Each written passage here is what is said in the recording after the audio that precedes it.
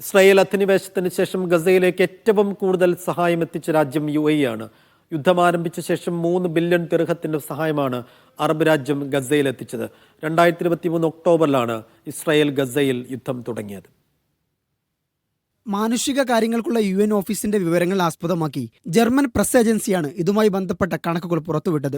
ഗസയ്ക്ക് ലഭിച്ച ആകെ സഹായത്തിന്റെ 42% UAEയുടേതാണെന്ന് press agency പറയുന്നു. യുദ്ധം ആരംഭിച്ച ശേഷം ഗസയിലെ മാനുഷിക പ്രതിസന്ധിയിൽ അടിയന്തരമായി ഇടപെട്ട രാഷ്ട്രം UAE ആയിരുന്നു. പ്രസിഡന്റ് ഷെയ്ഖ് മുഹമ്മദ് പ്രഖ്യാപിച്ച ഷിവൽറസ് നൈറ്റ് ഓപ്പറേഷനാണ് ഗസയിലെ സന്നദ്ധ പ്രവർത്തനങ്ങൾക്ക് ചുക്കാൻ പിടിക്കുന്നത്. ഭക്ഷണം, മരുന്ന്, വസ്ത്രം, മറ്റു അവശ്യ വസ്തുക്കൾ തുടങ്ങിയവയ്ക്ക് പുറമെ ആംബുലൻസുകളും 2 ഫീൽഡ് ആശുപത്രികളും ദുരിതബാധിതർക്കായി UAE നടത്തുന്നുണ്ട്. ഫീൽഡ് ആശുപത്രികളിൽ ഇതുവരെ 50,489 പേർക്ക് ചികിത്സ നൽകിയിട്ടുണ്ട്.